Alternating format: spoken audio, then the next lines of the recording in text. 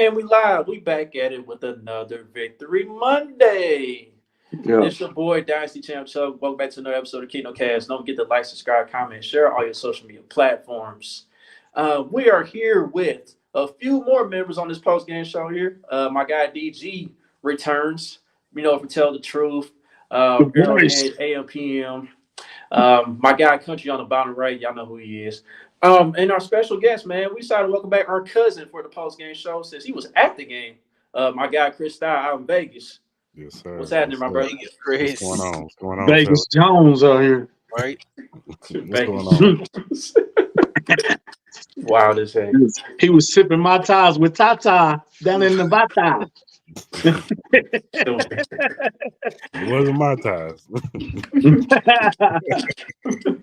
Hennessy shooters. That was Hennessy. I had to retire to Hennessy. No, but yeah, man. Chiefs took care of business again in Allegiant Arrowhead West. As we are 7-0 now, they won by the final score of 27-20. Man, that game a little bit interesting for TV. We took a little light on, like we really could have whooped them. We really could have did some damage, but we had to make it interesting for the viewers. But either way it go, man. Defense still elite. We saw D Hop give us a little bit of an appetizer on the field. The warm up for next Monday. But before we get to all that, man, I'm gonna holler at you first, Chris. You was at the game, man. So I just want to ask you, what was the experience like at the game, and what was it like seeing D Hop in the Chiefs uniform for the first time in person? Well, as far as the atmosphere, man, it was a lot of Chiefs fans there, man. Whole bunch of Chiefs fans. It was packed out, man. But it was a good atmosphere, man. Just everybody there, Chief fan, Raider fans. But everybody was cool, friendly, I got there a little early for the tailgate and stuff like that. So it was cool though. You know what I'm saying? But as far as the game goes, these damn Chiefs, boy, they keep a team in the game, boy. And they was giving these fans hope. Boy, they was around me like, we got a chance. I was like, man, if y'all don't take care of business and take this team out their damn misery, stop giving this damn fan base hope. But it was cool though. D Hop. Speaking of misery, Chris, hold on, Chris. I'm sorry.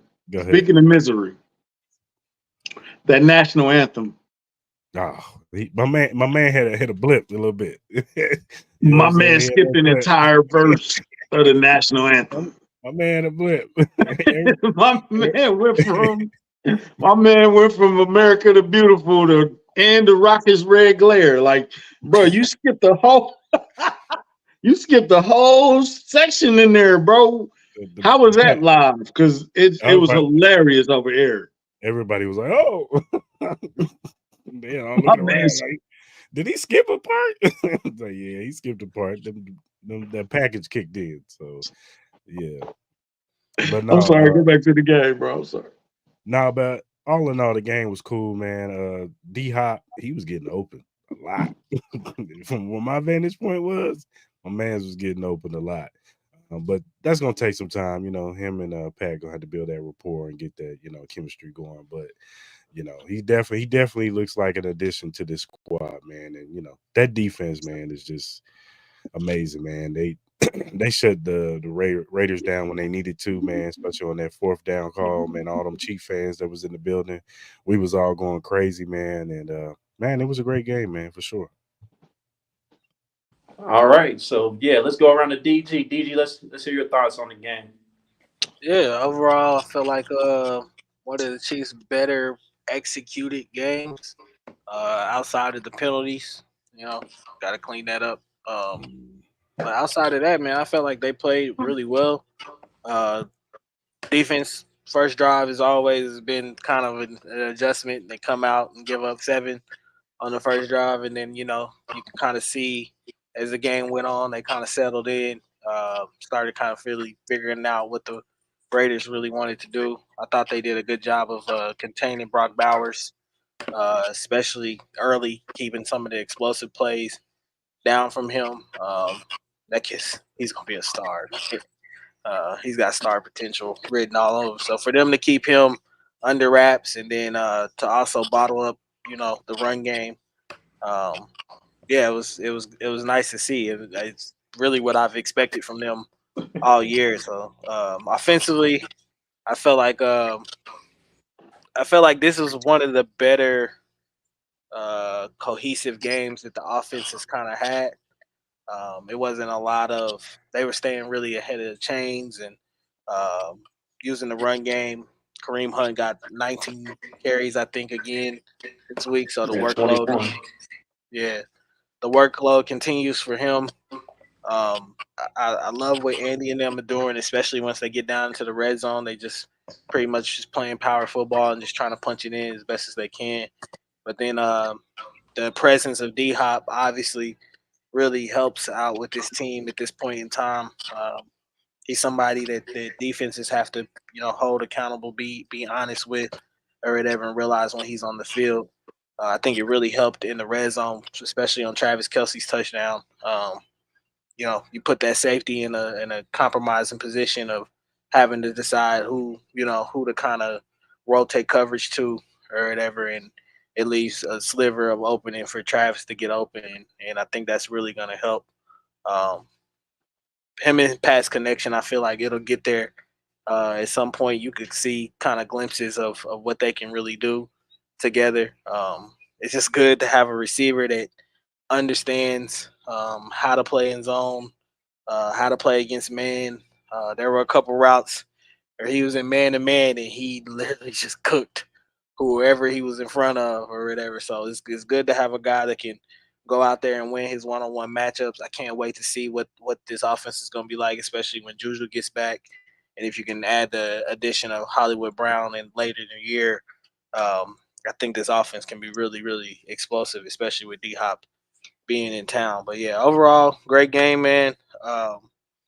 Just the penalties. I know Wayne Morris had a little rough go at it yesterday or whatever, but that's to be kind of expected when you're going up against a pass rush that, features one of the top 10 guys or top 5 guys in this league, and Max Crosby, who they didn't 41 pressures or 41 pass rushes and didn't allow a pressure to him at all. So great job of keeping him away from Pat. I know Wanye kind of struggled with the Tyree Wilson sack or whatever, but it'll get cleaned up. I feel like they got to just kind of rotate a little bit more help to that side. So, but yeah, overall game, good game, man. I'm happy with the win. Always great to beat the Raiders and, continue to keep it pushing, man, on the Tampa. Before y'all go, one thing that I found funny was they was driving home that Christmas game on the jumbotron. They kept on showing clips before the game, during the game, during timeouts. During the game? During the timeout. Then they did a trivia question from that game. Like they was driving home that Christmas game. That's their Super Bowl, man. Like, dang, that's their Super Bowl. That's really I'm glad they can have a little fun with it and enjoy a little victory, Yeah. Hey, bro, this is how I know Jack Jones was lying. That man made one play, and then he ran to the end zone like he had just won a Super. You would think they were up 17, just won a Super Bowl. He had to, come on, y'all, let's go and celebrate in the end zone. Like, bro, calm down, bro. D-Mag, what's up? Hi, guys. How's it going? It's going great, bro. Scheming ass D-Mag. We was talking about that horrendous version of the national anthem. And the Raiders kept playing the Christmas game over the Jumbotron at their stadium. They kept. There was a bad. They have a nice stadium though, Chris. They do it. It looks nice. I ain't gonna lie. These is fire. I do want to go. They got like a club in there or something. Yeah. It looked amazing from the outside when I was there for the Super Bowl, but obviously tickets were crazy. But no, I definitely want to catch a game there for sure. No, it's nice in there, man. You definitely got to catch it. Looks nice. It looks nice. All right, so there was a bad version of the. Sorry, go ahead. No, I was about to say, we're gonna throw it on you, man. Give you your thoughts on the game yesterday. Yeah, look, good. So it was a little bit stressful to begin with. Actually, you know what? They did a good job of handling their business early in that game. I thought the Raiders did a really good job on offense as far as the game plan that they had, really being able to attack in behind the linebackers, with some play action passes as well. But after the defense came out with the right plan, which was to take Brock Bowers away, stop the run on early downs, they just couldn't get off the field. They were able to create some plays, particularly with some mismatches to the wide receivers. And you got to give them credit for being able to do so. They kind of made them play, with one hand tied behind their back. And they were able to beat them a little bit early on because of some good game planning. So that's kind of a tippy cap type of moment. But the offense came out, went down the field, got the drive that they needed to immediately to answer. Opened it up a little bit, obviously, scoring the second touchdown. It was just they had a terrible third quarter coming out with those penalties that they had on both sides of the ball. Josh Williams, boneheaded plays as well. Obviously, we know the struggles that Wanye Morris had, and those things kind of conspired alongside the tip pass and ended up going for an interception to make it close. But they did, and they handled their business in the fourth quarter to make it essentially not a close game. Obviously, they got the stop, score, and then the fumble recovery as well, and then scored on top of that. And that's all you needed to see. Had some standouts on both sides of the ball. I can't say enough about what this front did against that line, both in the run game and the pass game, man. They were excellent. I truly do believe, especially now that they've traded for Joshua Uche, that they have the best front seven in the National Football League point blank period. It is a great group. So shout out to them for that. Obviously, some concerns coming out of that, but I thought what I saw from DeAndre Hopkins was extremely encouraging. I think once you see him fully integrated into the offense, that brings back a chunk element to your passing game, in which Xavier Worthy's going to excel as well. So I was encouraged by what I saw on both sides of the ball. And so it's kind of one of those things. You went out there, got a professional win on the road in the division, which, as the Ravens found out yesterday, is not something that's guaranteed. So I'm happy about it. It's on you, country. Let's hear what you got, big dog. It was a classic Raiders versus Chiefs game. This is my new thing right here. You might get your scripted plays off, but after that, it's over. So whatever you're doing in your scripted part, just keep doing it till we stop it or something. But you only gonna get like two drives on the Chiefs defense before they figure out and adjust. The Chiefs are playing like Floyd Mayweather right now. They're gonna let you fill you out a couple rounds, and then they're gonna make the adjustment. And if you can't adjust to the adjustment, then you're about to get smoked for the next 8 rounds or whatever. You know what I'm saying? It looked like that's what happened yesterday. Gardner Minshew came out and looked like an all-pro. And then all of a sudden it was like, all right, we've that was fun. Let's shut that down. Let's shut Brock Bowers down. And Brock Bowers is nice. I think DG was giving him props early. Bowers is nice. He's gonna be a problem for a long time. So but once the defense locks in, it's over, bro. They don't play once they lock in, bro. You're not getting nothing off. And then they got better today. They got better again. They're going to get better when a minute comes back. They're going to get I don't know if Jalen's coming back, but it would be a blessing if he came back. But Roland Wallace was in there. He didn't look like he was completely out of place. Shout out to Najee Johnson. Get well soon. He'll be back. But this defense is playing incredible, man. The goal line stand that they had, bro, that was just, I was speechless. Just like, they got 2 yards and then they got pushed back 2 more yards, then they never gained another yard when they needed that score. So, okay, that's my question. Would y'all took the 3 points right there or no? Yeah. No. You talking about late in the game? When they did that goal line stand. You talking about when they went for it? On the 4th down. Yeah, they should have took the points. The hell they doing? Which one? Which which one? The goal line stand? Yeah, the 4 down stand. No, you go for it. I go for it. Sorry. You're down 14. That field goal doesn't help you. Yeah. You can't beat the Chiefs kicking field goals. They know definitely that. not when you're already down 14. Yeah, you gotta be aggressive at that point and do what you gotta do. But my thing is this, I agree with everybody here that you definitely got to score touchdowns to beat the Chiefs when you do get a turn off of them. With the Faders though, man, you kind of know what you are at this point, man. You kind of just gotta take what you can get at that point. You know what I mean? Yeah, because it killed all of their momentum. All of the Yeah, momentum was. that's my thing. Game. Yeah, but you kill your That- momentum. Yeah, like I don't know how If you else you put it around. if you don't punch that in, then the 3 points is a win. The getting the stop is just a bigger win. In my opinion, you take the upside of trying to win the game than trying to make the score closer. Personally, I mean, somebody said last week that momentum isn't a real thing. So that would let me know fully if they kick the field goal there, that would let me know you scared of us, bro. You don't really want to that's play a ball. valid point. That's a valid point, DJ. Man, they tanking anyway, man. Yeah, but I mean, still, but even in tank well, mode, it's a rivalry game. you asked if what we gonna do, not if we were scared of the Chiefs, what we would do. Yeah, Nah, but I mean, either way, it looks bad though. DG right. If you get stopped, that's a huge L. But if you settle for the 3, that's also an L in a way too. Yeah, you got the ball on the goal line and you settle for 3. You got the ball on the 3-yard line and you took the field goal for real. yeah. But that's what I've been saying that all along. Where like the reason why the Chiefs do what they do is because they're better situationally than you are. that's fact. When it comes to third downs, when it comes to fourth downs, when it comes to getting off the field, when it comes to like they for the last 3 years, and since they kind of been in this run, they have been better at situational football than every other team that they played.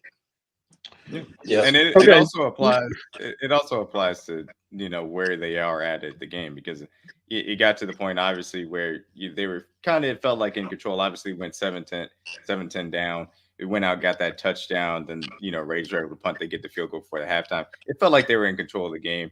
But once it becomes 17-13, then it's like, oh, it's a little close. And then from that point on, you get the field goal, fumble recovery, touchdown, and then the game's out of reach. So it's also they know, I don't want to put it this way, but they know when to flip that switch to get the job done when it matters most as well. Yeah. Okay, so here's a question. Why aren't other coaches preparing their team like this? Are they not capable? Are they not here enough? But why are you not stealing this blueprint? They are. It's just you got to be able to execute it. Like you got to go out there and put it on the field. Like Andy Reid's a Hall of Famer, so that he knows what to do in these moments, and he's taught it for what it starts in April with OTAs and everybody being in the building. OTAs, everybody bought in the building in OTAs all the way throughout the summer. With St. Joe's practices, we're out there doing long drive drills, so you're ready to have a 95-yard drive if you need to, and everybody's bought in from day one in that aspect. And you also have to have, as DG said, you also have the players execute it. You got 3 Hall of Famers on this team. You got the best roster in the National Football League. You got, excellent players up and down the roster and the well coached. So, no, you can't. And literally what John just said. Yeah. You're losing on all fronts. You don't got the coaching staff and you don't have the players for it either. You don't got sidetrack. I talked to a player today, and we talked about the Hail Mary. And I said, man, Spags would have killed dude. He was like, bro, don't even get me started on what Spags would have did to him in that situation. Mm-hmm. Taunting the fans. We're not even going to talk about that. I'm just saying, but that brings up that he's not you. That's coaching, bro. You not coached well enough. If you out there taunting the fans during a Hail Mary play, and then you end up giving up the game-winning touchdown. That's embarrassing. That's ridiculous. Mm-hmm. Yeah, I want to address a few things. Because I saw the chat rolling. First off, man, I want to address the Wanya Morris. Like, look, we done seen a few games of Wanya Morris against the Raiders, man. Like, it may just be a matchup issue with Wanya Morris. I think the Raiders just match up better on that side with Wanya Morris. Like, you saw Tyree Wilson, he did his thing over there. And then you saw when Max Crosby wasn't getting done on Jawan Taylor, he went over to Wanya Morris' side, and he started to be effective over there. So it may just be a matchup thing with Wanya Morris. But besides that, he's been solid, man. Like, I don't know why people were panicking right now. It was just a matchup issue for me, man. I think he's going to bounce back the next game. I What would is have this came like for his this. 10th game as a pro? I do agree with that, but I don't think that he's been like awful. Like I don't think he's been awful, but I don't think that he's been meaningfully good in any way. Like I think he's been below average, and I don't think he's been particularly better than Kingsley was to start out the season either. I agree with you though. When you're facing guys like Max or Trey Henderson in Kingsley's case, you're going to have to give them help no matter what. But for me, it should be Kingsley because he gives you more athletic upside in general for what you can run as well. Ronnie has a little bit more power, but I still think that what Kingsley gives you, getting to the edge in the ways that Andy Reid likes to use extensions of the run game to the edge, that's a better fit from that standpoint. And I also rather the upside of developing Kingsley in that aspect. Regardless of who it is at left tackle, you got to give him help. But you can give him help, obviously, because Juwan Taylor is playing like one of the best right tackles. Okay. That's it. I don't. I mean, they were both bad. They were both. Wanye, Trey Henderson was giving them a lesson all night, though. He was, but Wanye also gave up a sack to Tyree Wilson, who's an awful draft pick. Yeah, Okay, that's true. I don't think they. And we all speculating because we don't know. I think they are breaking down Kingsley and rebuilding him up. Maybe you don't have to break him completely down, but there was things that needed to be addressed and needed to be fixed. Maybe he's working on that. Like it sounded like a lot of people sound like they're throwing the towel on Kingsley already, and that's ridiculous. Like, no, we're not going to throw in it. The kid's good. He just needs to be rebuilt and his confidence needs to be built back up. Like he got taught a lesson, but I'm not giving up on him. You know what I'm saying? Yeah, nobody should be giving up on him. No. You know how I do think reps would help that a lot. Like that's true. I don't think him sitting on the bench is help him any more than he is now. So I think more reps would have helped him. Just put him out there and maybe give him the help that they're giving Wanye. Give it to Kingsley. I don't know. I'll be honest. I think they panicked, bro. I think they saw the Bengals. They came into the Bengals game off kind of the hype of how he played in the Ravens game, which I feel like he played well in the Ravens game especially for him being a rookie, that being his first game. Still gave under up a that sack. spotlight too. Yeah, still gave up a sack in that game. But I think they went into the Bengals game thinking, okay, played well week 1. We can kind of trust you to leave you out there in some of these one-on-one matchups against an all-pro. A guy who had 17 and a half sacks the year before, was a very good pass rusher. I feel like he's one of the more underrated pass rushers in this league. He doesn't get talked about enough. And he cooked you.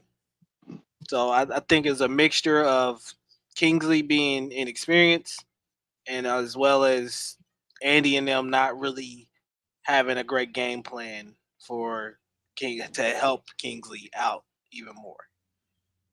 So, and then I think they kind of panicked and thought, okay, well maybe he needs, more practice reps, stuff like that, kind of get him away from that, and let's roll with Wanye, give him a shot, see how he does. And I think Wanye played decently well in the Atlanta game, which led them to think, okay, we can start him and continue to keep going forward. And then this game was just a bad game, bro. This was a bad game for Wanye. How long do you think his leash is? Because he can't have too many third quarters like he just had. Yeah, it's going to have to be an embarrassing type of performance, like a half, I think, before that benching would happen. But I also think because of how they see Kingsley, they probably will say that they won't start Kingsley until they have a week of preparation. So that's probably we're going to ride with Wanye Morris until something really tragic happens. I shouldn't say tragic, but something really bad happens in a performance issue. And then they'll say that they will put Kingsley back in for the next week's start. I don't think that they were bringing Kingsley kind of cold off the sideline. But I do like this comment talking about, Eric Fisher, who was obviously first overall pick and did take a few years to really find his traction in the league and work on it. And honestly, what's it called? Kingsley is a better athlete than Fisher. Just raw athleticism, he has more of it. So I think that it's going to take a little bit of time, but in my personal opinion, you should deal with those struggles, and you particularly can deal with those struggles because you can build your game plan around helping him because of how good the other four guys you got next to him are. And I think that goes for whoever is playing left tackle between him and Wanye, because you got to help him versus great matchups that the other team is going to try and take advantage of. I think people are throwing in the flag a little too soon. I think I don't know what Wanye would have to do to get benched, but I don't know. He probably had to like get Pat sacked a few times, like.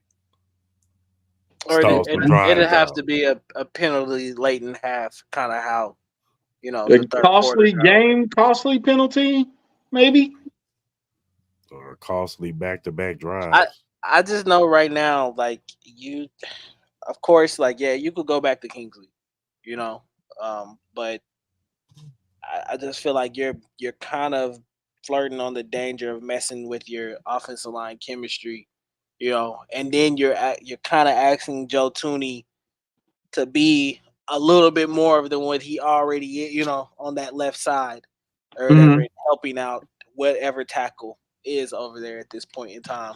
I think that's also why you've seen the Chiefs be more aggressive in giving Kareem Hunt more touches and things of that nature to kind of alleviate having to be in some of those, long distances or whatever, second and long, third and longs, to keep them out of those, to have them to pass protect as much, or for as long. Because when you get to second and long, third and long, you gotta get QB time, and I think they've done a good job so far of staying ahead of the sticks and keeping them out of those distances at points in times. But yesterday was just, sometimes you just, it's a bad matchup, man. Like, I just think for Wanye, it may be one of them things where when we play the Raiders, it might just be a bad matchup for him. Did George Pickens have a touchdown where he tapped his foot twice, but it didn't count? Did y'all see that? I think one earlier got called back or something like that. He caught the ball and hopped on his foot twice, and it didn't count. That's crazy. Sorry.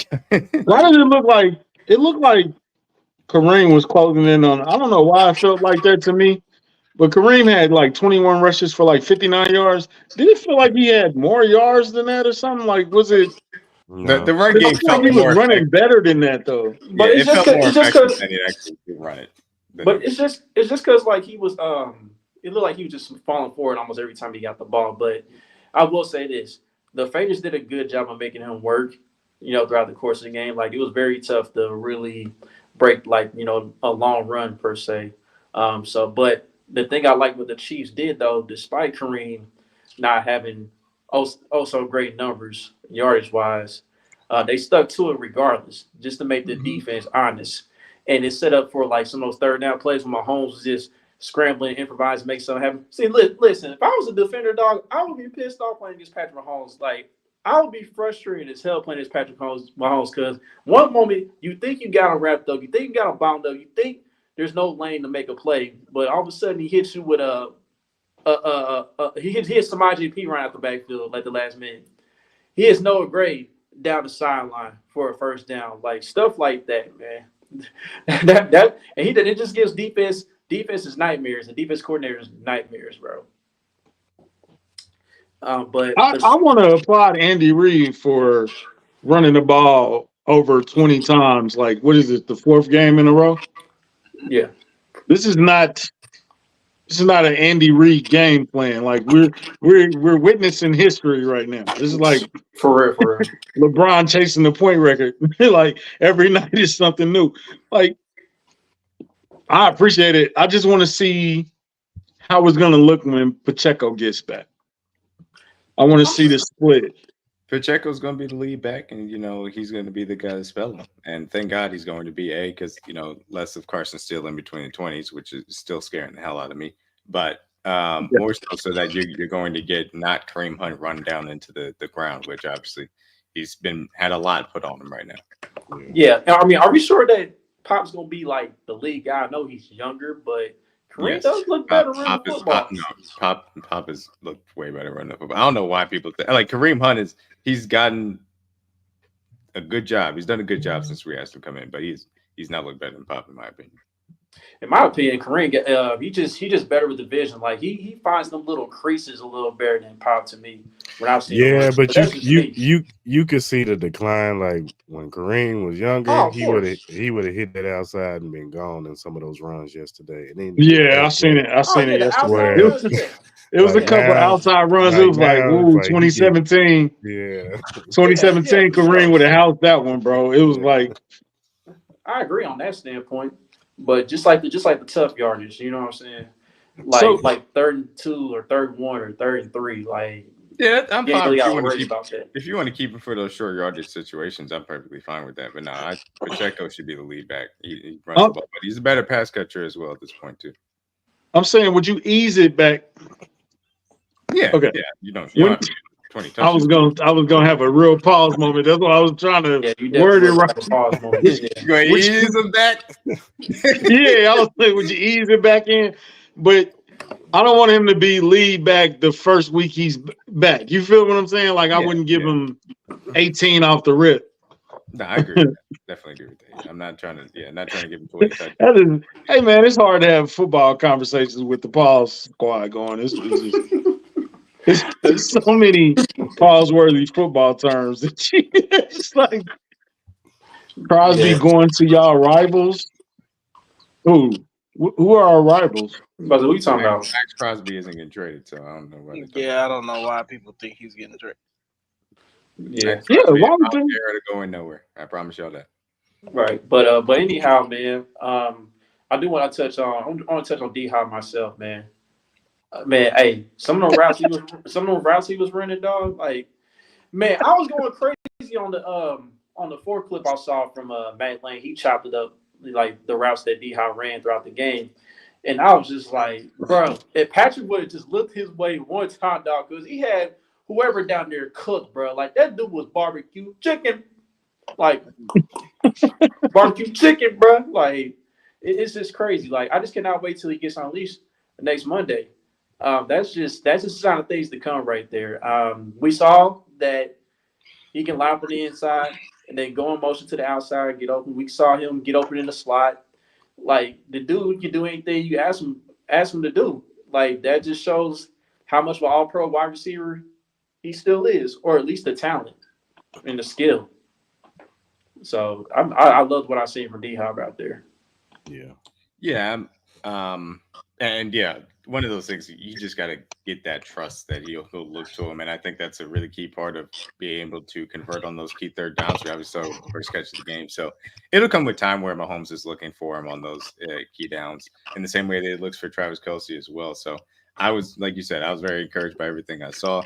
He ran the routes in between the 20s that I thought would take maybe a little bit for them to use him on, but they used him immediately on. And that first one was the sail sit, and the one right before the half was just man-to-man coverage out of the bunch set that he still ran the sail on a levels concept and was able to get to the sideline. So, I can't wait to see him. We didn't even really get to use him in the red zone as much. So I'm looking forward to how much they'll be able to put him out there. And as Mahomes builds trust in him, you're going to see a lot of dividends paid off. But even though we didn't use him in the red zone, you want to know what he did do though? I think DG already mentioned it. He mentioned I think the safety was in like a cover one robber or something like that. He had to pick and choose. He had to pick his poison. And hey, like D-Hop and Kelce, they both got open regardless of what the safety was doing. Like the safety was just cooked before the snap, regardless. So on that touchdown pass to Kelce, he was wide open on that one. Yep. Yeah, but I told people I didn't think D-Hop was going to score, but I told you, I said next Monday he definitely scoring because like it's going to play exactly how Kareem did. Like Kareem, he played well against the Chargers, but he didn't score. P. Ryan came in there and finished the drive to close the game. But it's going to be the same thing with D-Hop, man. Like we saw a little appetizer. He's going to get a full week of practice in, leading up to the Bucs game. Extra week leading up to the game as well. Yeah, so. Yep. It's gonna be fireworks. All systems go. So, all right. Speaking of D-Hop, Do you think he know who that was that he hugged after the game? No, he had no Nah, clue. no, he definitely didn't. He had no He idea. definitely didn't. He had no clue who that was. Nah, Oh, wait. He had no oh, idea. you missed Timmy. Okay. So, Okay, yeah. Miss Tim, how you doing? to be here too. Yeah. He's like, oh, okay, nice Yeah. to meet you. She was like, we would love to have you over for dinner someday. He had no Mhm. idea. You know that's what she was saying. She had no idea. He was like, "Lady, let me go." Who is this? He definitely, he Is this how probably knew y'all who doing Clark it, Hunt's Chris? wife was, but he didn't know who Miss Tammy was. Probably. He's like, Right. "Are you in trouble, Chris?" The way he hesitated Okay, to do hug you her. think it might be a little early to on this conversation? Do you think we re-sign the? I I'm would love- personally, I don't know. can I see how it play out a little bit more? He is 32. Yeah, but you know, I mean, but I mean, Rasheed is going to be volatility. either suspended, injured. So Yeah. It's volatility in the market. I mean, whether it's the same, you know, you're going to re-sign Juju, or you're going to re-sign Hollywood Brown, or you're going to re-sign D-Hop. We don't know how things are going to play out here, what their markets could look like in the open market. So it's up in the air. But I do think going into next year, before you get into any conversation about the draft, I would like to bring one of these guys back, whether it's Hollywood or D-Hop. And you know, if it's D-Hop or Hollywood, I'm fine with either one. But given Rashee Rice, you know, is going to be facing suspension and coming off of the injury, given you just trying to get Xavier Worthy up to speed, given the fact that you're not going to have a Justin Watson immediately on the roster, you're not going to obviously bring him back, but he's going to be a free agent. And the other guy under contract is Sky Moore. Yeah, you need another wide receiver. So I'd be happy to sign him before free agency or Hollywood Brown. You just need to sign one of these guys ideally, and then move on from there. Look, I get that D-Hop is elderly in NFL years. I elderly get is a that, wild word. but it looked like he ain't really lost much, if anything, for what I've seen before he even got here. So, like, I mean, I would love to have him for more than 2 more years, though. I mean, let's say about 3 years, maybe extend him another year. I mean, I think that's cool. D-Hop for 3 That's years? a little bit much for me. Maybe Yeah, one you more tripping, year. dog. I don't know. Maybe I don't know one if I'm year. doing all that. Maybe a 1 year deal. Yeah, give me a 1 year. No, because look, he already got 2 years left on his current deal. I'm just saying extend him Yeah, one but more year beyond that. He's in the last year of that deal this year. Yeah, he's going to be a free agent at the end of this year. I thought it was the year after that. No, that was voided out when they traded him. Oh, okay. Yeah. Well, as long as Baltimore don't give Odell Beckham $15 million, we should be cool. All right, Yeah, so cool. I'll give him a 2-year deal, you know, with the second year, maybe half guarantees or whatever. That's fine. Like, that's the max that I'd be willing to do. But yeah, no. All right, that's cool. That's cool. Since that one of the years got voided out in this current deal. I mean, that's cool. I'll extend him another year. That'll be straight. So he'll be like 34. He'll be 34 when he's done here. So that's cool. And hell, he might if we get the Super Bowl. Hell, he might retire. Shit. Yeah, Travis is old. I don't think D-Hop gonna retire. No, Travis is actually elderly. That is true. Yeah, Travis is definitely elderly. Can I ask? Have y'all shut y'all window a little bit tighter on Travis Kelce? Because I have. I was giving Travis about 3 more years. No. I'm setting my man. He's gonna be here as long as he wants to play. Yeah, it's just a matter of how long he wants to play. That's the question. Yeah, but no, I Hollywood calling. Hollywood is on line 1. I thought last year he had 3 years, or I guess 3 years left, or 2 years left max. So I think he's retiring within the next 2 years, whether it's after this year or after next year. I think he is retiring. But yeah, I mean, Father Time comes from everybody, and it's not like he's washed because we saw what he did to Rays yesterday. He's still he looked like Travis yesterday. Yeah, he's still extremely effective, and I expect him to look like that. Because he wasn't getting double teamed. It helps. Exactly. The voice of reason has spoken. Right. I'm gonna tell people this right now. The touchdown's about to rack up for Travis Kelce now, since D-Hop is here. Like, it's pick your poison. Like, Travis Kelce really about to get on roll, and like, if you own Travis Kelce in fantasy football, I know it's been frustrating this year, but if you held on long enough, you about to reap the benefits. So yeah. That's funny. If you held on long enough. Josh stupid. Yeah, I think Travis is fine as long as you can keep somebody here that can, rotate attention to their side as well too. Ban We've him. always Why not both? Ban him from the comments. Why not What? both, Chiefs again? Why not both? He said I'll take D-Hop over Rice. Why? Ban One him. is 10 years younger, bro. Like, no disrespect, but why? I am legitimately upset. Like we were getting the leap that Rashee Rice was making. It's so frustrating that he got because that man was making a leap. He was going off, man. Mm-hmm. If Rice doesn't go down, D-Hop's not here. Exactly. Yeah, there's that too. I mean, let's If be Rashee honest. Rice never goes down, D-Hop's never here. Like, I'm he was- telling he y'all, was- DG is the voice of reason and don't in get every me like, bro, situation. Rice injury, bruh. Okay, Well, you listen. can have the question mark about him coming back, but you can't say Yeah. automatically the same. You have to How old is he was Rashee He Rice? was a top 5 receiver. 23, right? In his early 20s. 25. Correct. And I understand, He's a little bit older, right? He's 24. injuries are He'll be always tough to 25. come back from. You always can't expect certain players to be the same player or whatever. We live in a real day and age where medicine and technology has really come a long way. Long way. We've seen guys like Adrian Peterson come back to the league off torn ACLs and run for 2,000 yards the next year. Like to say that his injury will affect him to the point of where he won't be able to do what he, normally do, which I'm pretty sure now he's at a point where he's rehabbing his butt off to get back, to the point where he's at.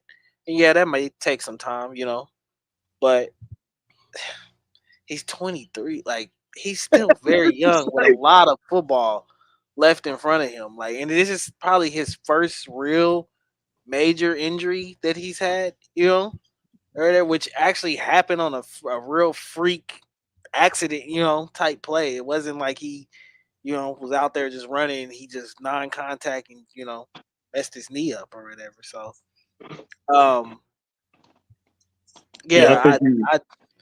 I think you're a little paranoid, Chiefs again. Yeah, just a little. I love D-Hop. I love what he's done in his career, but he's on the back end of his career, and Rashee Rice is on the ascending part of his career. So I'd rather see that over than seeing a guy that's 32 going on 33 and getting DG is perplexed. Yeah, it doesn't. He's fuddled, ladies and gentlemen. Yeah, it doesn't make a lot of sense. Like, you know what I say? Why not both? Why not both? I agree with Do that. both.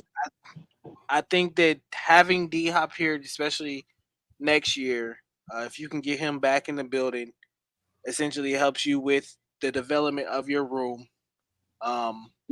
It probably makes you a little less aggressive to have to go get another receiver early in the draft, as they did this year or whatever. And I think it gives you some mentorship in there in such a young room right now. You got Xavier Worthy, you got Rashee Rice. Those guys need somebody to lean on at this point in time. So yes, I don't mind them bringing him back if he's gonna come back. But to say you would take, I don't know what you mean by you taking D-Hop over Rashee.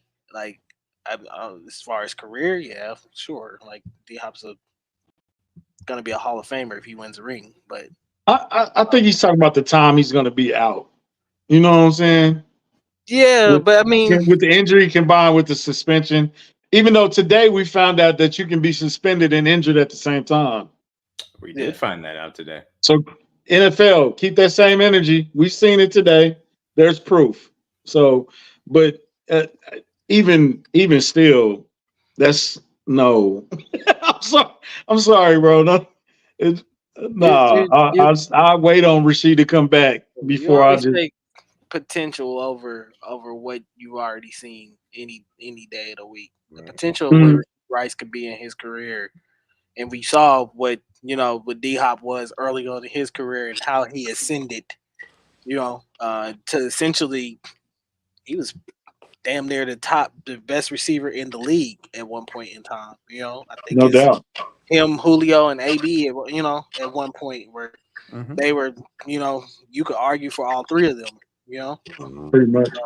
And it's like, look, D Hop, yeah, he still got it, but we're talking long term here. Like Yeah. Rasheed Rice is just getting started. You saw a glimpse of what he can become for years to come in his NFL career. Always, as soon as he gets past all this nonsense, with the possible suspension and all that, it's gonna be right back to square one. And then, like, knock on wood, he gets injured again. You know what I'm saying? So he gonna keep it rolling.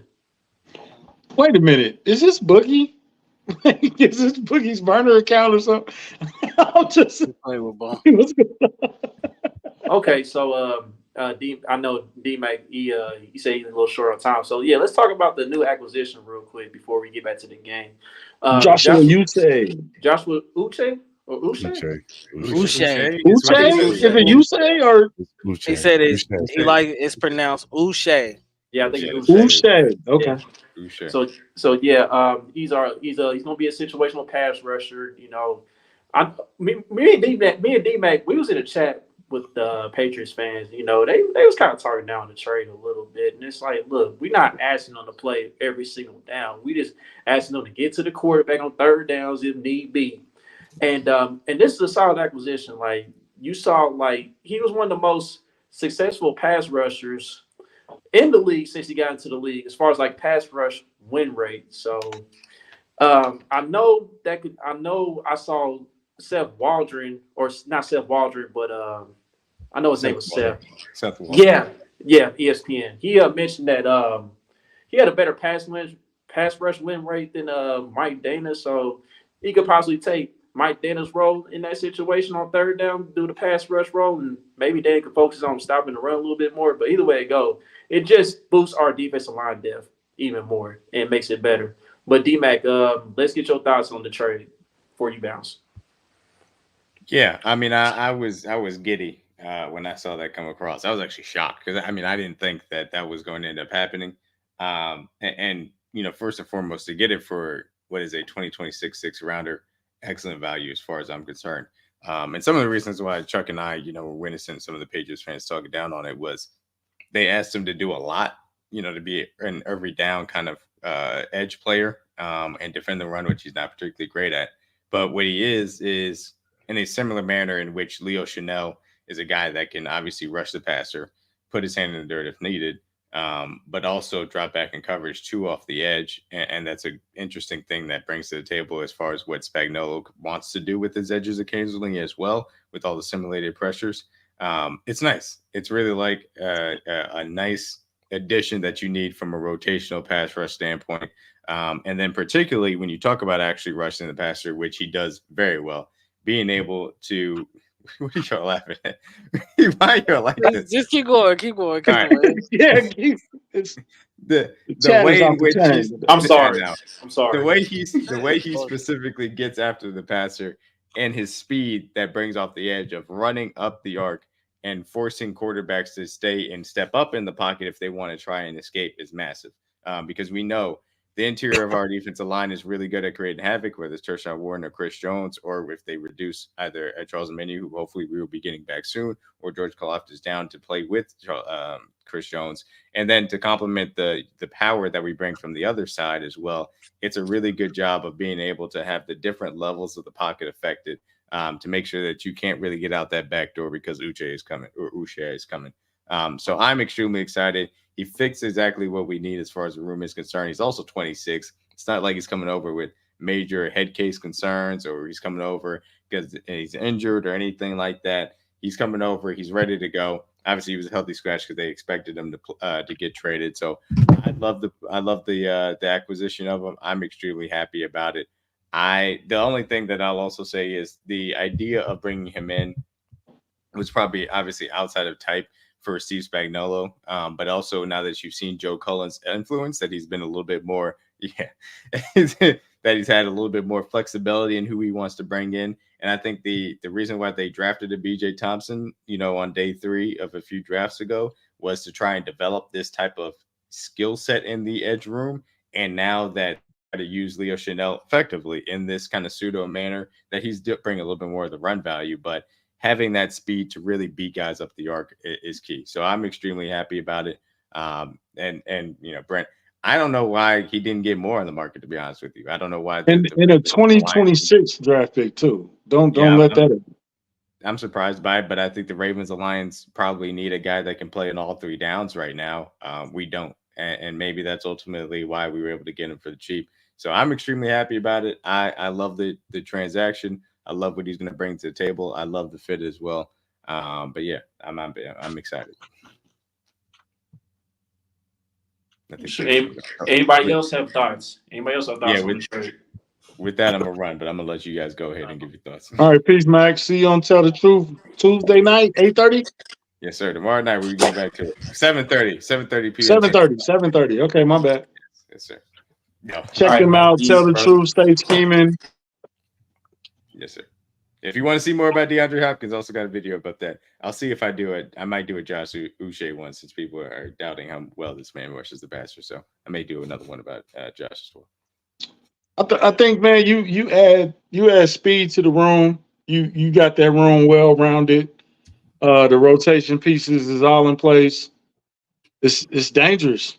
It's just dangerous and I like the fact that he know Josh Allen in that division. I like that too.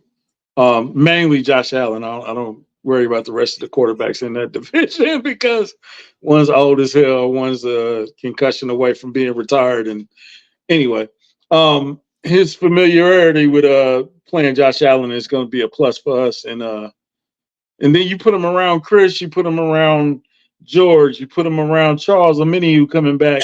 Mm-hmm. All he got to do is rush the passer. Right. That's all we need. Speed rush, bro. That's all you got to do.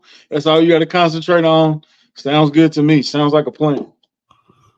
Yeah, he really doesn't fit the necessary measurables that Spags typically likes in defensive ends. But as this league, and I think it's something that the Chiefs have kind of done well with, they know that the league adapts and it grows. Players obviously get better, they get faster. Quarterbacks are faster. They can move better. They're a lot more athletic than they were back in the days when Steve Spagnuolo was, getting started or whatever.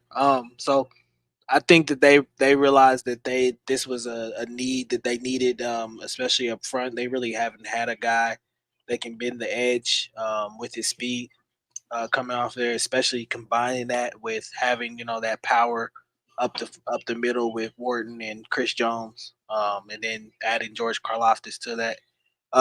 They need a guy that can win quick, and especially in the playoffs, it helps out a lot. Especially on third downs when you got a guy that can bend the edge and really win his rep fast. It's not necessarily even getting to the quarterback and getting sacks, but just creating that pressure. Throwing him off the square. Yeah, and giving that presence of mind, and I think that's something that situationally, especially on third downs, that he can bring to this team, especially when they get Charles Omenihu back. I'm already thinking of all the different fronts that Steve Spagnuolo can scheme up at this point in time with having them. And I think the Chiefs have always also proven to you that they value versatility. They value guys that can adapt quickly and know how to do different things, different jobs on the field. He comes from a system that does that, as far as Gerard Mayo being from the Belichick tree, and we all know how great of a defensive mind Belichick was. Remember, so I'm assuming it's pretty much a similar kind of structure under Gerard Mayo. So they in New England ask their linebackers to do a lot, and maybe that's probably why some of the negativity is coming from some of those Patriots fans or whatever, just because their linebackers are asked to do a ton up there. his better year was with, of course, with Matthew Judon being there and him also. I think Judon almost led the league in sacks that year. He was there in 2022, and then he had 11 and a half. But yeah, I think if you put him along, it's to me it's a complimentary piece. It's kind of like having a good condiment at this point in time to go to your Spice and ketchup. yeah, man. You know, a little ranch, something like that. You know, you need that on your defensive line at this point in time. So, I really How think do it's you gonna feel help. about the Frank Clark comparison? Are you rocking with that, or is that? I I think seen that's somebody just compare him to D Ford, and I almost lost my Look, mind about that. I I would think say that's just this. indicative of the number because wearing 55 or whatever. I get it, but I would say he's as far as skill set. I think he's a little bit closer to D Ford than he is to Frank Clark. Frank Clark was a little bit more power. He had a little bit of Frank Clark could bend a little bit or whatever, but he was more power rusher than he was, you know, finesse and speed and things of that nature. So I think this is what this provides you this time around is that necessary speed to get to win quickly. So, Yeah, my thing is this. Like, I didn't compare him to Frank Clark. That's not what I'm saying. When I tweeted about him earlier today, when I saw him win a rep, I think he was sacked. I think he sacked Josh Allen at the time. He did an underneath dip, and I was like, that kind of looks familiar because I mean, they both wore 55 and they both played in Michigan. I'm not saying he Frank Clark, but I'm just saying like, he bring that little speed rusher that I guess we kind of lack in the defensive line room we do. per se. So he gives you that speed and finesse to go along with the power that we do have on the defensive line. And you got Felix and you're gonna have a menu coming back, and then all that Nigerian force is gonna be a sight to see on the defensive line. So Who's the odd man out in that rotation, I don't think it's an or odd do man you out. work I just everybody into it? Yeah, I think it's just a healthy rotation. I just think, you know what I'm saying? And you can it's like DG said, he's versatile. So you can play him some at linebacker. You can play him on the edge. You can move him around. Like he's a complimentary piece. He's an icing on the cake. So you could kind of just use him anywhere. You know what I'm saying? You could give some guys some breather. Give Leo Chenal a little breather and put him out there. You could put him on the edge and not have FAU do everything. And when Charles get back, y'all Spags, he gonna dial it up. He gonna have that man doing, all over the place on that defensive line. So Yeah, I seen a lot of people talking about oh, what does this say about Omenihu or what does it say about Felix? Anything like that. I really think a lot of fans got the Nothing. wrong person, and especially in this, I don't think it says anything about those guys. I do kind of think it speaks more to how they feel about Mike Dana's injury at this point in time. Um, Mm-hmm. I think they want to be very, very cautious with that, especially with how injuries have went this year. So I think that's why they kind of went out and made a move. I think it's also says how they feel about the secondary moving forward. They know they got to generate more pressure, and they know they got to do it from more four-man fronts than they can. Spaz can't continue to blitz, especially on third downs, and the way he's been doing against Gardner Minshew. Yeah, you can do that because you just know Mm-hmm. Gardner Minshew's not that good. But Against against Josh Allen, you can't do that. you can't do that. Not at all. Against the top tiers, Lamar Jackson. That's why I say when you get to the playoffs, having this guy on your team in a 3rd and 8, a 3rd and 9 situation, you need to get off the field. You need somebody that can win quickly in a hurry and get you off the field, or at least force the pressure to where it forces a quick throw. And maybe that quarterback throws and makes a mistake, throws into a window that he's not supposed to throw to, or whatever. But that's the reason why they brought this guy in, and I think it allows them to at least give Dana the time he needs to get healthy and get back and ready for the playoff push. Imagine Chris Jones is coming down the middle, and you try to go this way. Bro, Would you go take George on this side, or you go listen, take Josh on this? Like, what is? You can't run forward. I What do you can't wait do? to see them do a 4-man front where it's Omenihu and Uche on the outsides and George and Cris on the inside. Or even a Man, come on. 5-man front with Tershawn Wharton, George Karlaftis, and Chris Jones on the inside, and Omenihu and Uche on the outside, and just tell me just let me know how you gonna block that. Yeah, the rotation gonna be crazy, dude. Yeah. Like, and you mentioned FAU, right? FAU, it look like he done got better by the week to me. Yeah, It he's look like he's improving every improving week. a little bit. It's a slow grind, but you see improvements by the week with him. Yeah. If your O line ain't, they ain't got to be perfect, but they got to be solid somewhere along. Because you already know Chris is picking and choosing. I'm about to kill this right guard, and then I'm gonna kill this left one, and then Charles Omenihu as he can go inside, he can go out. You know what I'm saying? Like George can go inside and out. Yeah. It's man, we talk about a pick your poison offense. Now we got to pick your poison defensive line. That's crazy. That's not something that I ever thought I would say. Being a fan of this team, well, I mean, this ain't the Derek Thomas and Neil Smith days, but Right. it's been a while since we've been able to say something like that. Yep, and speaking of this front, man, I just want to go back to the game a little bit. Shout out to Joshua Uche, man. Welcome to Kansas City, man. We look forward to seeing what you can do out there. Man, the run defense. I mean, I know Alexander Manson, he's not a big name, but once again, the running back list continues to grow. 14 carries, only 15 yards. What's that like? Less than is that a yard per It's a yard a carry? 1.3 yards per carry. Ridiculous. He didn't even show up.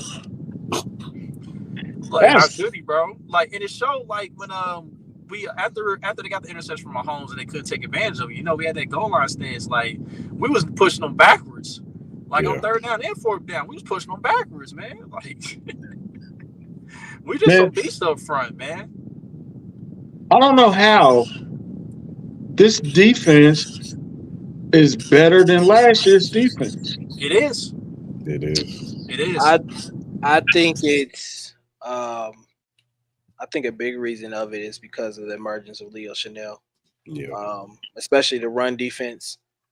As it's probably gonna piss a lot of people off. DG, I've been saying it all year long. I said, bro, Leo Chanel has improved this defense, dog. As much as Willie Gay provided, and we all miss him and miss his energy and things of that nature. There were times where Willie had some certain deficiencies in his game. One of them being that he over pursues a lot. He's not typically great at staying disciplined in his gaps at points in times. He tries to shoot gaps too early or maybe too late or something like that, And I don't think he was really great at holding the edge at points in times, Willie was good for the role that we needed him in. But Leo's better.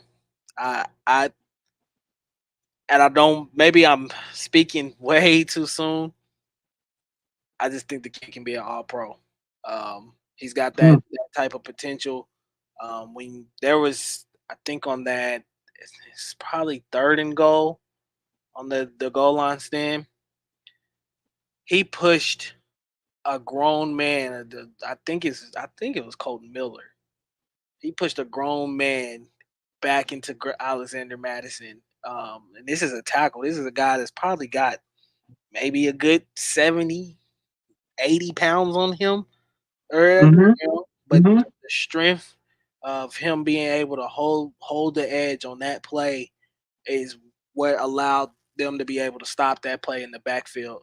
And it's essentially why they've been a lot better in the run game this year. Spags is using him in a way, especially like a lot. I don't know if people notice like how many snaps that he's played at defensive end this year. But he holds the edge. He holds it strong.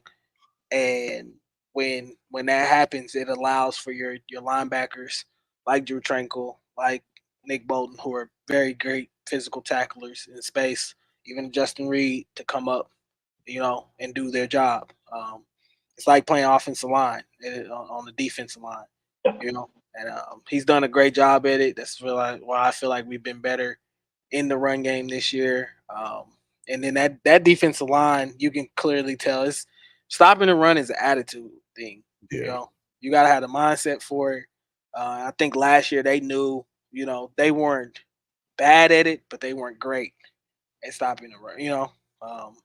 There were points in times I feel like they could do it last year. This year I think they came into training camp with a mindset that we're going to be a lot better at stopping the run, which to me, once you get to the playoffs, that's what it's going to be about. It gets cold outside, teams start running the ball a lot more, and you got to be able to, stop the run and shut it down and make teams one-dimensional. And I feel like they've done a good job of that this year. Which is why I don't get the Baltimore Ravens love, because what do they do well? They run the ball. They establish everything from the run, and then it goes from there. You see what happened when they played us. Derrick Henry, I don't know what it is about Derrick Henry, but we kind of got the key. I mean, yeah. He don't get off like that on us. And they did it again yesterday, bro. Like, they try to make Lamar do everything, and it resulted in a loss. Like, granted, Lamar had a chance to break their hearts at the end, but that's not how you gonna win if you Baltimore, man. Derrick Henry really getting 12 touches is dumb. Like, you're gonna lose every time. So, but back to us though, man. There's nothing wrong with you saying that about Leo Chanel, DG. Like, he could be a future All-Pro. There's nothing wrong with that, because I'm not saying he's gonna be this player in the future, or even like be close enough to even be compared to him. But some people did say that Leo Chanel did have a few qualities from Luke Kuechly when he was with Carolina. And I was just about to say that. So he's got some of those qualities. Like, you see, like you mentioned, like how he lined up on the defensive line at times this year.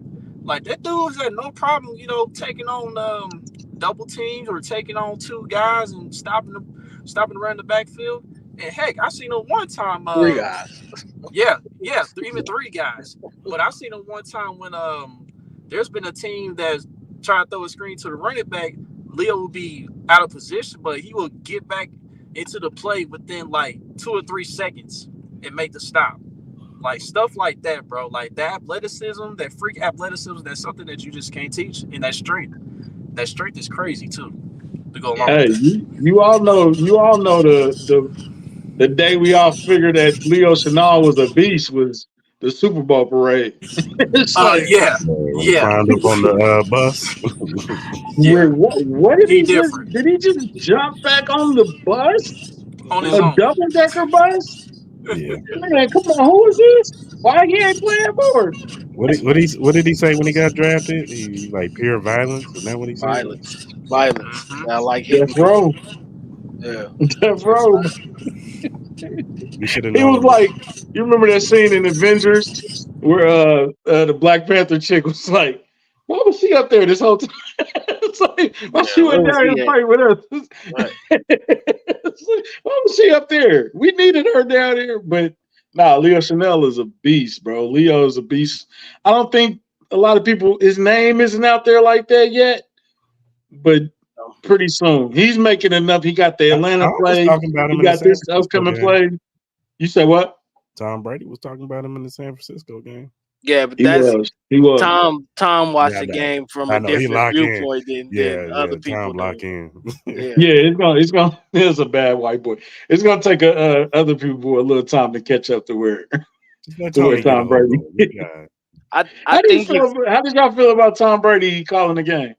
I think he was bad. It's challenging in a sense because, like, he got ownership with the Raiders now, and you can't be in like team meetings. I don't think you can be in production meetings either. So you kind of got to do things on your own for the most part. But he don't care. He like that stuff. Yeah, right. But if anybody could do it, yeah. So this is Tom Brady. So he's actually he ain't been that bad. Just given the circumstances that he got to deal with from a commentary standpoint.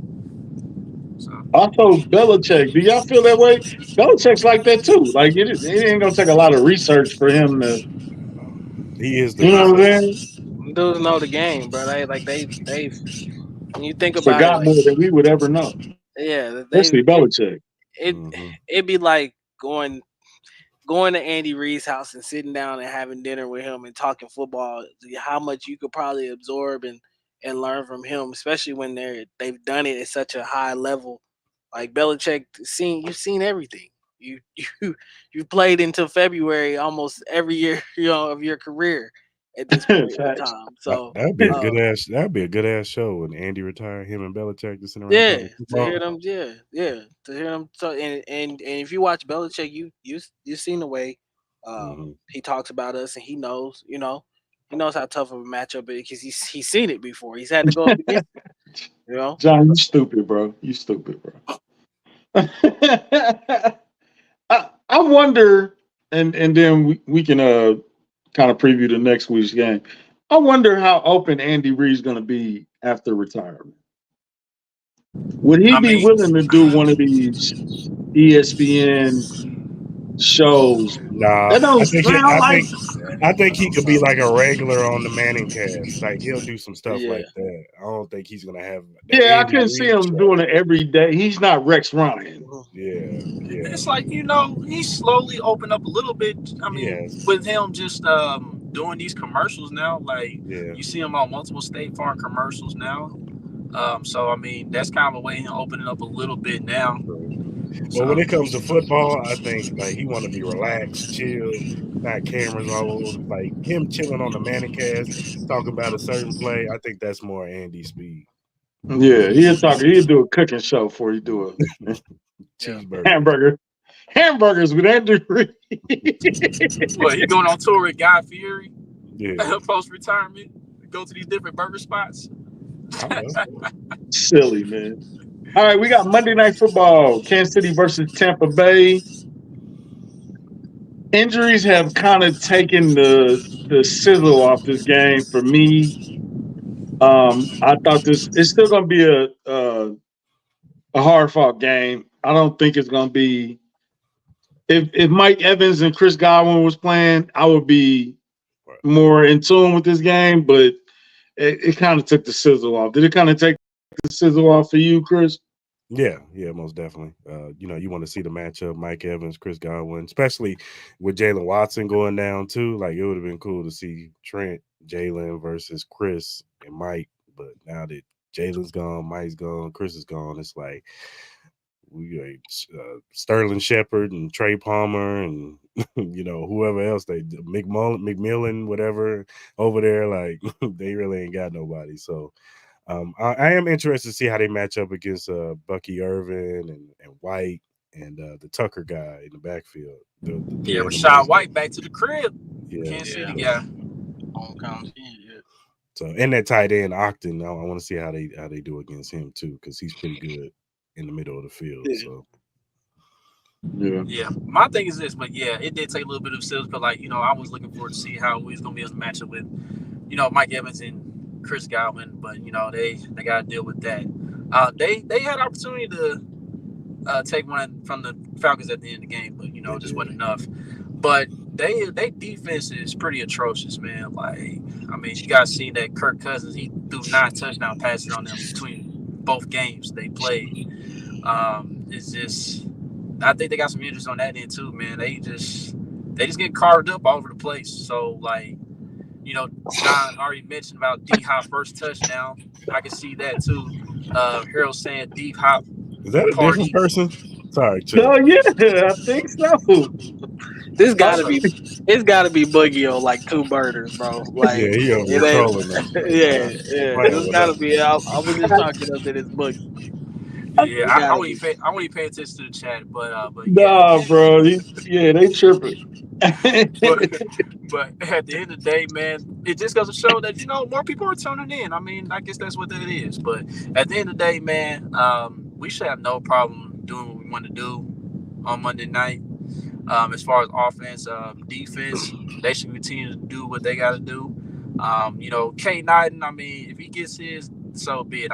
The way our defense been designed, like tight end's been doing their thing pretty much all season long for the most part. So I mean, at the end of the day, it's not really a big concern. Like if we got to give up one thing, cool. But I mean, we'll shut down everything else, and teams are going to continue to struggle scoring on us. Because like right now, I think don't we got the NFL record? Did we tie the NFL record for holding teams under 27 points?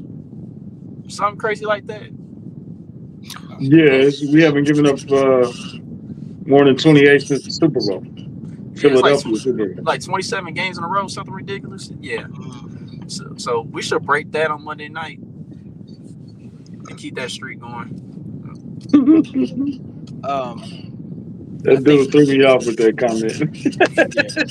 I think games like this are tough to game plan for, just because you kind of go into the season thinking, okay, this team will have this guy, this team will have this guy and have Godwin there and Mike Evans there, and then those guys go down, and now you're forced, to deal with the Sterling Shepherds of the world, which you would think, hey, it's an easy matchup for our guys, we don't have to do them, but now it changes the whole game plan of how you approach the Buccaneers, and I think sometimes that can be a little bit dicey for teams like the Chiefs at points in times. Not saying that they're going to lose or anything like that. I just think that if they don't come out, they come out and try to sleepwalk through this game or something like that, especially against a team that I feel like right now Bucs are going to come in desperate on Monday night, because essentially, they're 4-4.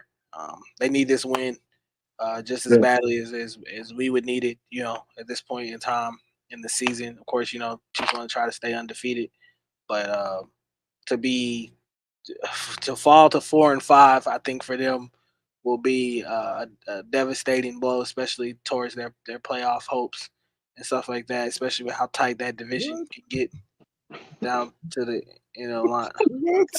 All right, bro.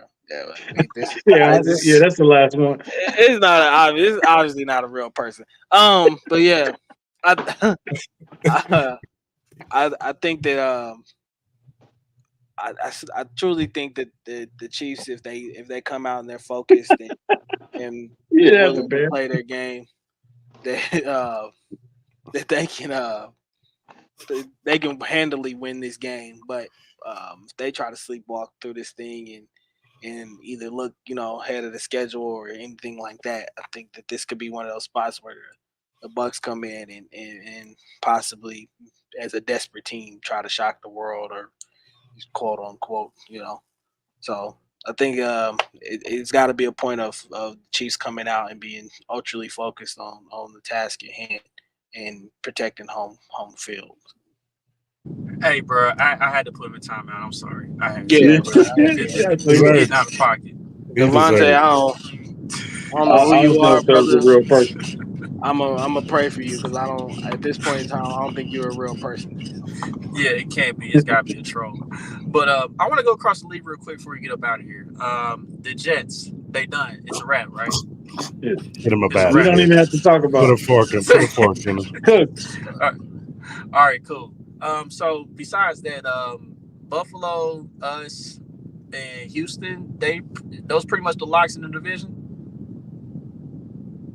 Houston, didn't they lose? Houston might have suffered a huge injury. Losing Stephon Diggs and then Nico Collins being down as well too. I don't know. If anybody needs to go get Deontay Johnson, it might be the Houston Texans. They did say he could be traded this week, so we'll see where he goes. But yeah, I don't think they can. No. I think right now it's us, Buffalo, and Baltimore.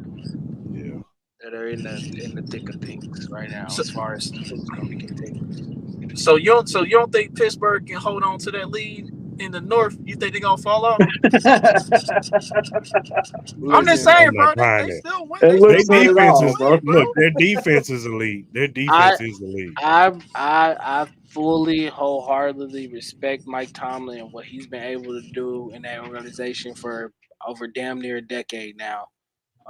He's taken most of those teams to the playoffs with virtually horrible quarterback play. Mm-hmm. I think that's it. Yeah. But think DG, let's be honest here. Like either the Steelers either swept Baltimore or they split with Baltimore. Like they've had the upper hand on Baltimore for a minute now. Yeah, and the man, the issue I feel like with Baltimore, You That can't lose secondary is games like you ass. lost yesterday. they You The just can't. secondary is bro, ass for Their one. defense is bad, and yeah, plus the they didn't have Humphrey yesterday. They didn't have Wiggins yesterday, so it was even worse. yeah, But the Chris, second, even when they had those guys, bro, they was No, still it's bad. getting torched. No, Like it's that bad. back end is terrible at communicating, dog. Like they this got so Bengals many team makes you nervous. breakdowns. I don't. That Bengals team doesn't make me nervous. They don't make me nervous either. Nah, they could too. The Ravens, as I was saying, like the secondary isn't very good. Her hasn't played very good. Outside of probably Kyle Hamilton, the guys at this point. No pass rush. That's another Yeah. thing. I I I also think that there are points in times where they just play bad situational football at some points. They still do. There's I feel like there's things that start working for them, especially like in the run game when they get Derrick Henry rolling. That's when they're a better team. I'm still gonna push the nasty narrative that Baltimore is a team that's built to play with the lead. They're not a Yep. team that's built to play from behind. Nope. Mm-hmm.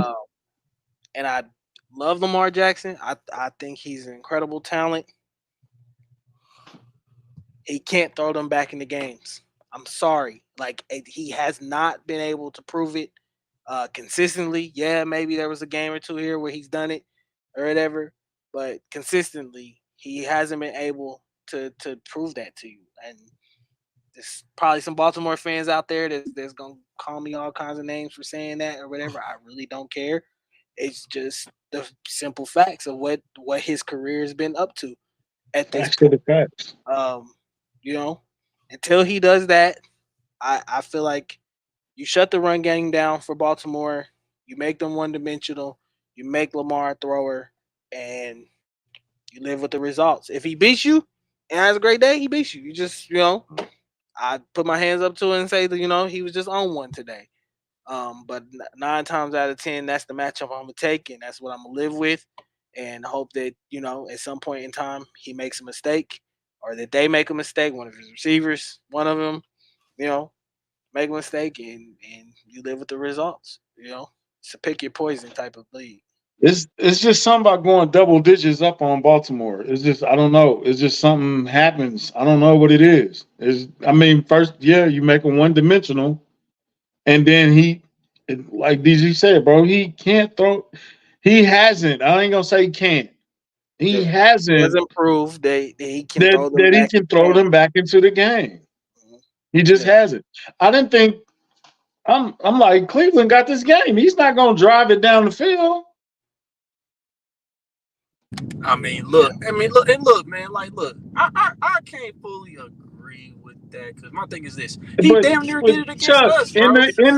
in our game, No, he please don't cut me off. Please don't cut me off when I say this, bro. Because look, he damn near did it against us. And in week 1, if it wasn't for Isaiah Luckily to have a chalk on the toe, his toe on the chalk, bro, like that game's going to overtime, and who knows what would have happened then. That Cleveland game yesterday, bro, like Rashad Bateman did drop that pass. Yeah, but then that Cleveland game yesterday, dog, like they had chances at the end of that game. They damn near they was like in the red zone or got close to the red zone, and they just came up short, bro. Like it happens, dog. It happens. Yeah. But at the end of the day, bro, we seen the same stuff with Baltimore, bro. Like Derrick Henry only getting 12 touches is inexcusable. They're gonna go home again if they do that again in the playoffs. If they forget about Derrick Henry in the playoffs, they're going home again. That's all I'm gonna say on that. But the thing, Sooner or later, he's going to have to beat the allegations. Sooner or later. and then added on to the fact that they don't have the defense that they had last year. No. So Yeah, now yeah, that defense out it's worse. gonna be harder. It's gonna be way harder. Or the same kind of defense they had in 2019 when they were the Yeah. 1 seed and Mhm. winning all those games or whatever. You know, it's just simple facts, man. Like when your secondary is cheeks and they giving up, you know, explosive plays, how they've been kind of doing. You know, you're making guys like David Njoku, who I think he's a good tight end, but you know, but damn, like to go out there But nah, hold on. That ain't just joke. Dog, they let Cedric Tillman get off, bro. yeah, Cedric Tillman went crazy. yeah. That's bad. I know it's, you know, people say it's a division game, and I get that. You know, what other team to know them better than Cleveland at this point? They see them twice a year. Right. But dog, They shouldn't have lost to Cleveland. there's no way you should lose to Jameis Winston. I'm sorry. Like, Hey, it's just James, when he preached. inexcusable. Jameis had unwavering faith, dog. Like when you have a guy that has unwavering faith, bro, like it's hard to beat that, man. Like he made it clear on camera. It's hard to but beat you that. You shouldn't lose to Jameis. You shouldn't lose to Cedric, Jameis. Sorry, Cedric Hey, bro, Tillman, Jerry if Judy. Jameis would have asked for offering like right after that speech, I would have been in my pocket and been like, man, wait a minute. You almost got me, bro. When You shouldn't lose to Jameis Winston though. the Eminem Okay, quickly. Is there any NFC team that you fear currently? I fear nobody, but I'll say this though. Like you mentioned earlier, the Bears, they gotta be feeling crunchy right now after that Hail Mary blip at the end of the game. Oh, I thought you feared the Bears. I was about to say, bro, what are you? No, but the NFC North. At the end of the day, I already see how it's going to play out. I think somebody from the NFC North is going to come out the NFC and represent the Super Bowl. I mean, that's just how I see it. But the Packers, once again, they just find ways to win, bro. Like Jordan Love got hurt once again, and my Malik Willis stepped in, no problem. Did his job, did just enough to win that game for Green Bay. Green Bay, they just keep finding ways to win, man. And believe it or not, they do have somebody helping over there on the defensive side that just got fired from being the head coach in the NFL. Yeah, right, and they good buddies. So yeah. And don't be surprised don't be surprised if he's in like a Vic Fangio role and gets hired in the playoffs to be on that defensive staff. So just be on the lookout for that. Didn't work well for the Eagles. I'll throw that out there. I think Detroit. I think you got to say, don't fear them, but Detroit does look good. Yeah. They do look good. They do look impressive. They do. You know, ain't that like the second game that Jared Goff has barely had to do any work, and they just destroyed somebody? He had 85 yards. Yeah, he had a day off basically. That was that was a full team effort. 85 yards, and they put up 52 points. The voice of reason. He literally had a day off. Literally. Damn, he didn't have to do nothing. Them two running backs, man. And that defense was, Will Levis. Well, then the Titans decided to be ass on special teams and give up almost 2 punt returns for a touchdown. No, Khalif Raymond had a revenge game. 2 touchdowns. Yeah. I would say right now, yeah, it's looking like it's probably Lions. I still think the Packers are still a very good team on that side, especially if Jordan Love is healthy. What they've been able, Josh Jacobs has been phenomenal for them this year. Yeah. Yeah, Packers, Lions. That's it. Yeah. I mean, like I think the Niners, if they get healthy and can kind of make a run at this thing and get back into it. I think a little bit of the chink in the armor and the Purdy. Yeah, but yeah, he kind of got exposed recently. I think Yeah, that was this is Purdy's second year as the Second, starter. yeah. I think there's Film is starting out. to be a lot more film on him of what his flaws are and what he's not good at in certain points in time. So I think that can hold him back, especially now losing a Brandon Ayuk, who I feel like was their best route runner on that team, even though he probably wasn't playing up to what they paid him for this year or Mhm. whatever. But still losing that as a weapon, and then now having to rely basically on your run game. And I like Devo Samuel for the role that he plays, but as a receiver, I just don't think he's that great. I think he does a lot of things for them, special, wise as far as running the ball and once they can get him into open space, what he can do with the ball in his hands. I don't fear him as a route runner at all. Um, so I think right now for them it's probably more so leaning on that run game. Hopefully CMC can get back from them, and I think that'll help them alleviate some of that pressure off of Brock. But I think it's right now it's a two-headed race between the Packers and the Lions, especially if Jordan Love can get healthy and get back into this thing. Packers really got a sneaky team. They might not have a lot of explosive names on, especially at that receiving position, but those three, Jaden Reed, Christian Watson, Romeo Dobbs, it's a good trio. Even what's the kid name? Wicks. Yeah, yeah. I, Wicks, if he catches the ball consistently, yeah, yeah. throw him in the And mix then too. combining that with the play calling of Tucker LaFleur. Craft. Yeah, LaFleur, I think is a genius offensively and what he can call and draw up for them. Now, like I said, adding Josh Jacobs, that run game, I think has been phenomenal for them this year. So, but yeah, the Lions, man, that two-headed monster in the backfield is crazy, man. I watch the games every Sunday just because I gotta see Jameer Gibbs. Like that Mhm. kid They call him he's a Sonic and Knuckles. bruh. He's a Yeah, beast. Like if he was on any other team, I really think he'd probably lead the league in yards from scrimmage. Yeah. Um, just because he's that explosive. And once he gets in open field and he makes you miss, good night because it's over. Um, so yeah, that combining that with Amon-Ra St. Brown, then Sam Laporta at tight end, um, Jameson Williams when he gets back from his suspension. Um, who else they got up there? Yeah, man, they just got Jared Goff's playing really well. That offensive line is really good too. So offensively, I think that they got everything up there right now. Um, Defensively, I know they're probably really gonna miss Aiden Hutchinson here for the next couple of things, but I think that they can put up points with any team really in the league. If they got to get into a shootout with anybody, I think they can go toe to toe with anybody in this league. So yeah, What's and your like, what's your thoughts on the Rams? yeah, sneaky. I'm glad you mentioned the Rams because I was definitely about to touch on them. I think they got Cooper Cup and Puka Nacua back at the right time, Uh-huh. and as long as those guys are healthy, along with the rest of the roster, they can definitely present a problem in the NFC West. I know I kind of went on a limb before the season started because, like, Boogie, I think me and Boogie, we was pretty much agreed that it was gonna be the Lions and Packers come out the NFC, but I picked the Rams just to be a little different, from that standpoint. But the Rams, they can be one of those teams that can get hot if they healthy.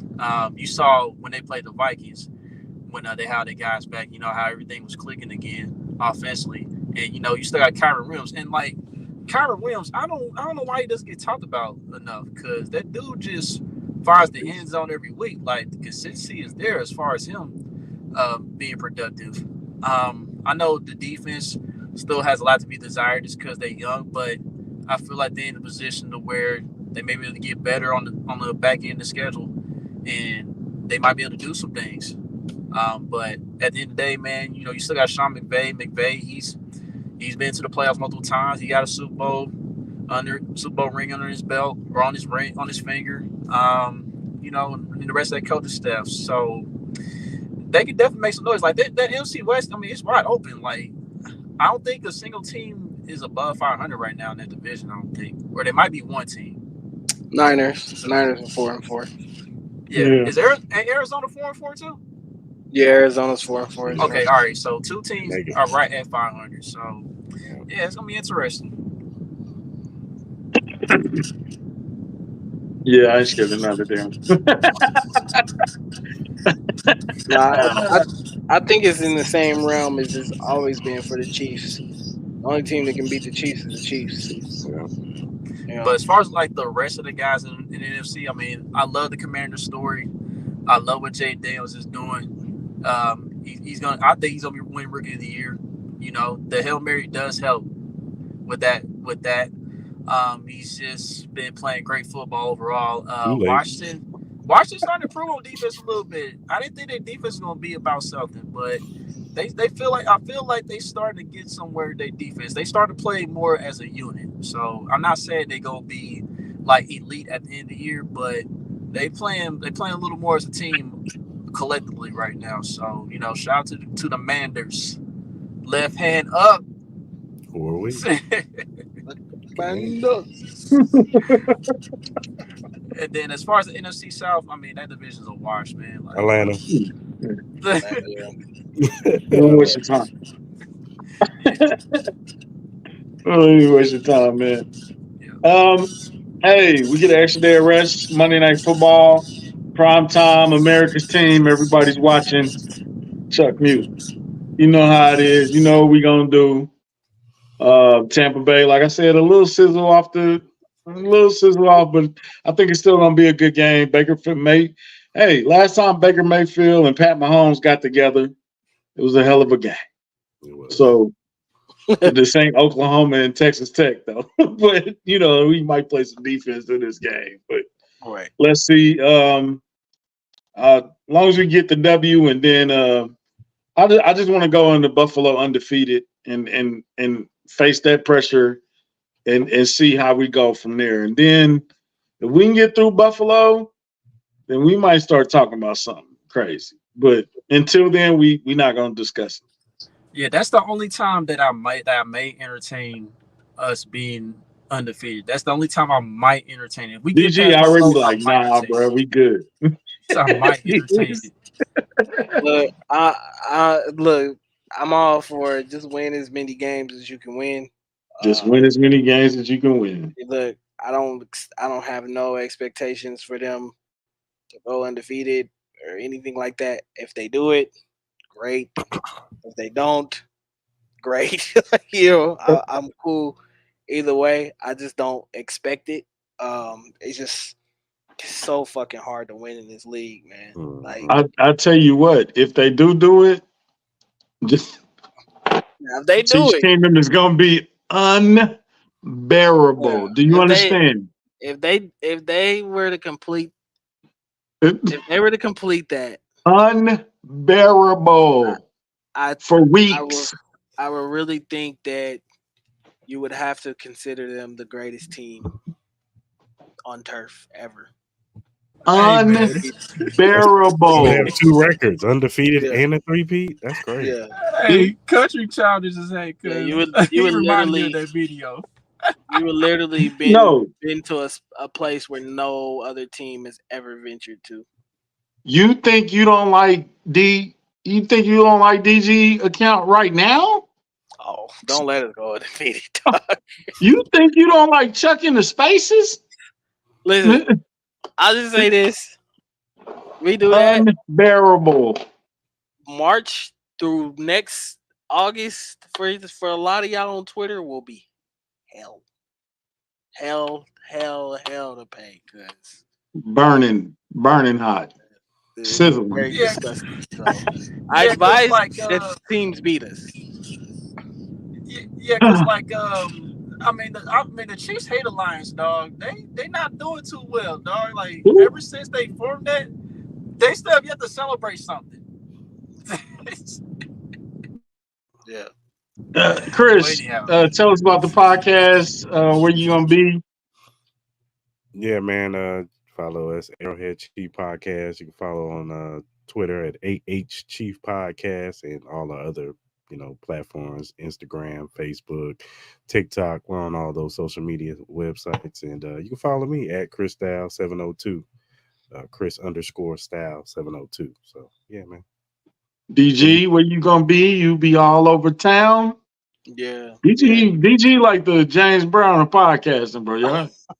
Yeah, y'all know where y'all can find me, man. The Twitter link is below. Keep it prolific. Always on there talking sports, music, whatever. And then Tell the Truth on Tuesdays, right back here on this channel. Also, Arrowhead AM, PM spaces, and on the podcast on Wednesdays. Yeah, chopping it up, talking Chiefs there. So yeah. Also, join the Bet the House Discord. Link is in my bio. We had Did you hit your bet this week? Did you hit your trifecta? Yeah. No. Well, we hit. I think you hit the anytime touchdown with Kareem. We hit the and Kelsey had an anytime touchdown. We had Kelsey. Yes. We hit on. I think we took Noah's yards again. Yeah. Or no, you didn't hit on Kareem receiving yards. That's the one that y'all yards. That did not. I thought there'd be a screen somewhere in there for him. He had 4 of it. Yeah, it just didn't happen. Yeah, we had a really good week as far as everybody in the chat. National Tight Ends Day was a huge success for a lot of people. A lot of people cashed out. So shout out to the tight ends, man. But yeah, join the Discord, man. It's no pressure. We not in there giving you, all these numbers and stats and facts. Just a group of people, coming together, sharing their bets, and just having fun, man. So come over, have some fun with us, make some money, and yeah. Yeah, shout out to CG. CJ, I'm sorry, CG. My bad. And Bet the House. CJ, yeah. But yeah, just to answer your questions, William and Johnson, we did speak on Uche, man. So you catch on the replay. Johnson, we got a pass rusher. It's simple as this. If you have a good pass rush, you really don't have to worry about the secondary. It makes their job easier. So that's essentially why we decided to go that route. Get some more depth on that defense line. It's kind of thin at corner too. I want to say one thing. Go ahead. Listen, bro. I'm glad country called me the voice of reason. Look, y'all gotta stop falling in love with names, man. Like, I get it. Trade deadline comes around. You see all these names floating around, Cooper Kupp, all this other stuff. I seen that the boy Trey White is on the market from the Rams. Yeah. Bruh. He's old. Some of these dudes, man, like it really depends on who fits the scheme. Mm-hmm. Is it the right fit? Can we use this player versatility wise?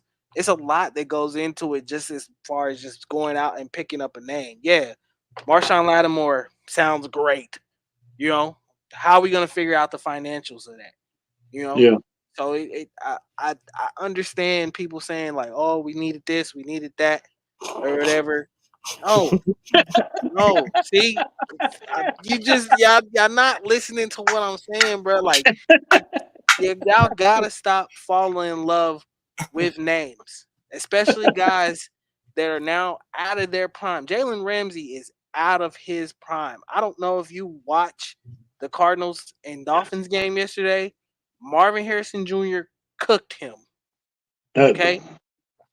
I don't get me wrong. I'm a Florida State guy, and he's cooked. Yeah, he's cooked. I love Jalen, but some of these guys have built up so many injuries and gotten to the point in their careers. They're guys now, bro. They're just guys. Jags. So you're not. Nobody's just willingly giving you up a perennial corner or a left tackle or any of that at this point in time. They barely want to give you the pass rush that you was. Y'all lucky that the Patriots was even willing to do business with you at this point in the year. Mm-hmm. Because I ain't gonna lie to you. If I was an opposing team I don't give a damn about y'all. I don't want y'all to do nothing. So I'm not giving y'all anything at this point. So I'm dead serious. I'm being stingy. Like I will send a player to the Broncos before I send them to y'all.